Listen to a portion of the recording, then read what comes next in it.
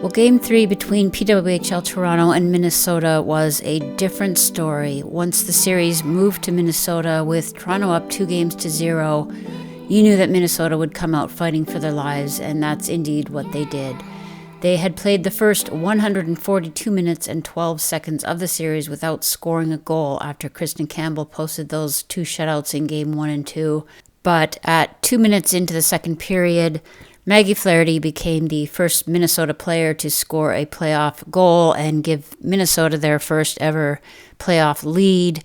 And in fact, that ended Campbell's shutout streak overall going back into the regular season at 175 minutes, 46 seconds. So Toronto definitely looked nervous or tense, or just somehow the change in venue and knowing that this was an elimination game seemed to change the vibe and the way that they were playing, maybe gripping their sticks a little too tightly. You know, these things happen. It seems like hockey has a way of, evening out. When a team gets way ahead, they just can't help maybe feeling a little overconfident or a little like, they're ready and it's going to be easy, and the other team comes out desperate. That's exactly what Minnesota did. And the win gives Minnesota their first victory since March 24th and snaps a 7-game losing streak. So this is definitely going to give them some confidence that they might be back to form. They were not looking like themselves during the end of the regular season run. They just looked like they didn't have the confidence. Maybe fatigue or injury was playing a role in stars like Kendall Coyne and Taylor Heisey.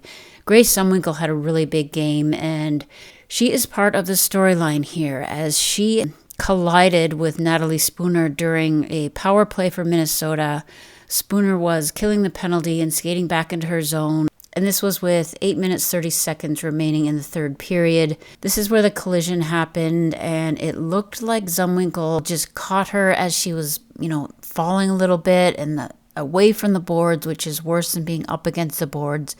So the hit collision wasn't too bad. It looked like it might have definitely hurt her, but it looked a little bit like as Zumwinkle fell, she landed on the knee of Spooner. And this is not a sight that Toronto fans wanted to see. She had to be helped onto the bench and then definitely was hopping on one leg, not putting any weight on her left leg.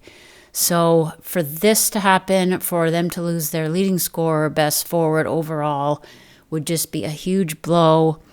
But we'll have to see what the word is coming out of any treatment and exam later tonight and tomorrow. So the shots ended 26-18 in favor of Minnesota. They just pretty much held control for the whole game. The first period was 11-2, and Troy Ryan called it probably their worst period all season. They were outshot 11-7 in the second, and then turned it around and led 9-4 in the third period. We did have that disallowed goal by Taylor Heisey that was actually offside.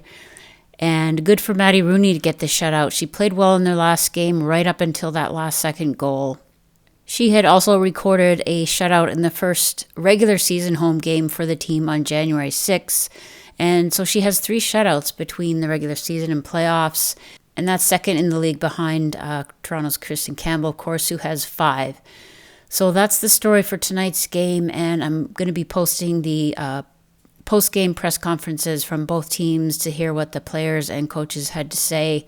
This is really the storyline coming out of it is not so much even the win and the series getting closer, but the possible loss of Natalie Spooner that we really don't want to see. We want all teams at full strength. We want to see best on best and, have these teams settle it between all players available. So that's a wrap on this game. I will post word of any updates on Natalie Spooner. So this series is now 2-1, and we will have Game 4 on Wednesday at the XL Energy Center at 8 p.m. Eastern, and we'll see if Minnesota can possibly tie it up.